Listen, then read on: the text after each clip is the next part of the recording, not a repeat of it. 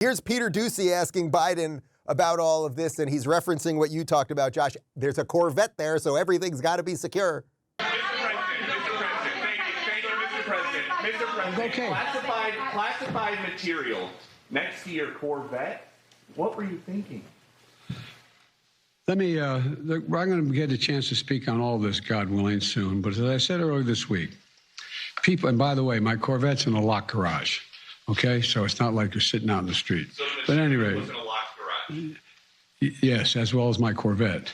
But as I said earlier this week, people know I take classified documents and classified material seriously. It's just so stupid. Like, he's so muddled, and he reads very poorly the statement right after that. But like the garage, saying the garage is locked. Everyone keeps their crap in the garage. That's what you keep in the garage. If someone was going to break into my house and they would ask me beforehand, hey, which room would you prefer you break into? I would say the garage. That's all the crap. I have all the plastic cups in there and the seasonal. Josh. Yeah, but compare the garage to where Trump was allegedly storing his documents in Mar-a-Lago, which was in a skiff.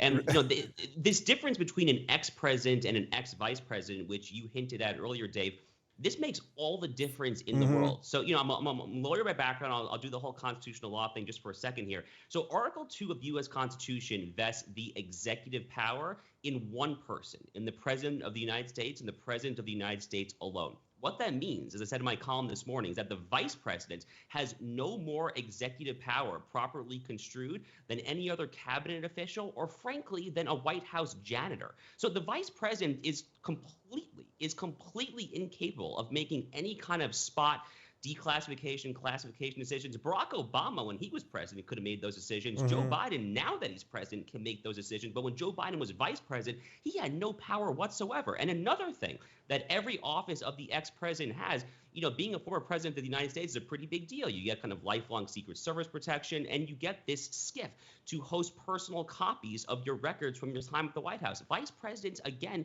do not get that. So this distinction is a big difference there. And, frankly, after kind of the first revelation at the Penn Biden Center earlier this week, my reaction was like a little muddled. I was like, okay, this is like really, really bad, but I'm told by the mainstream media that it's not a ton of documents.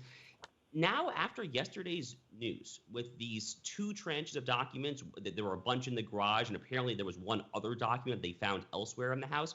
I really do think this is considerably worse than what happened to President Trump, given all that we just said there. And obviously, as the world saw, Mar-a-Lago got this unprecedented FBI pre-dawn raid. Joe Biden's Corvette garage in Wilmington, Delaware, has received no such treatment at all.